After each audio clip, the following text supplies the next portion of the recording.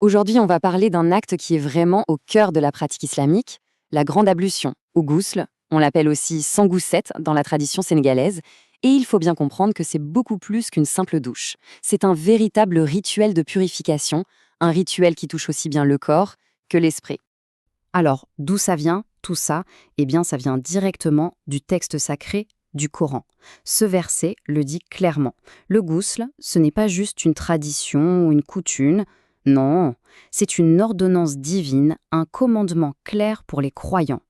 En gros, qu'est-ce que c'est le ghusl? C'est une purification complète du corps.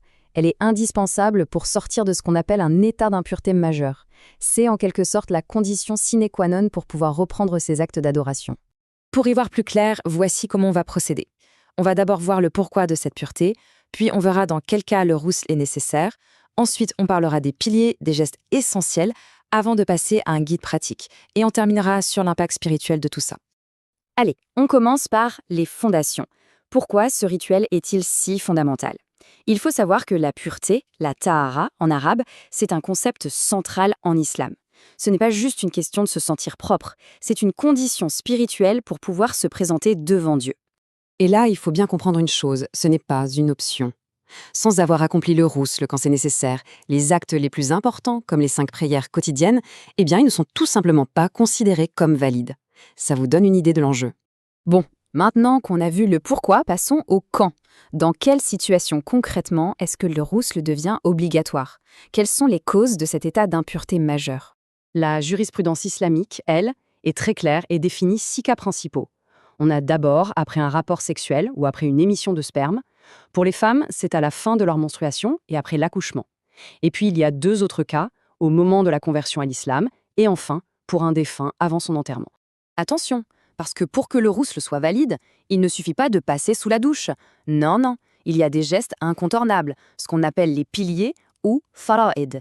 S'il en manque un seul, la purification n'est pas complète, elle n'est pas valable.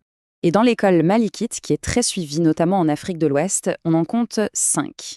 Le tout premier et le plus important, c'est l'intention. Ensuite, il faut enchaîner les gestes sans longue pause. Troisième pilier, le frottement. Il faut passer la main partout. Quatrièmement, le lavage doit être total. Aucune zone ne doit rester sèche. Et enfin, la friction des cheveux, pour que l'eau atteigne bien le cuir chevelu. Ok, on a vu les piliers, l'obligatoire. Maintenant, comment fait-on dans la pratique? Quelle est la méthode idéale, celle qui nous vient du prophète, ce qu'on appelle la sunna? Alors, c'est un processus assez logique et complet. On commence par dire « Bismillah » au nom de Dieu et on se lave les mains. On nettoie ensuite les parties intimes.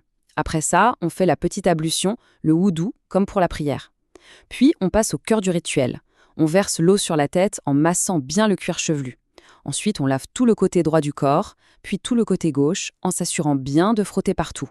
Maintenant, on va toucher à quelque chose de très profond, l'impact spirituel. Parce qu'être un état d'impureté majeure, ça a des conséquences bien réelles sur la pratique religieuse, et la purification a un sens qui va bien au-delà de la simple propreté. Et effectivement, tant que cette purification n'est pas faite, certains actes d'adoration très importants sont en quelque sorte mis en pause. Et les conséquences, elles sont importantes. Concrètement, ça veut dire pas de prière, impossible aussi de toucher le texte coranique, d'entrer dans une mosquée ou de faire le tawaf, les tours autour de la Kaaba. Chacune de ces interdictions nous montre bien que la pureté rituelle, c'est vraiment la clé qui ouvre la porte des actes les plus sacrés. Il y a même un enseignement traditionnel qui ajoute une autre dimension à tout ça. On dit que les anges de la miséricorde ne rentrent pas dans une maison où quelqu'un reste volontairement en état d'impureté. C'est une image forte, qui incite vraiment à ne pas retarder cette purification. Cette phrase, elle résume tout en fait. Le ghusl, ce n'est pas juste être propre. C'est un acte global où le nettoyage du corps est le symbole et même le moyen de purifier son âme. C'est se préparer à se reconnecter avec le spirituel, à se reconnecter avec Dieu. Et on termine avec une question pour aller plus loin.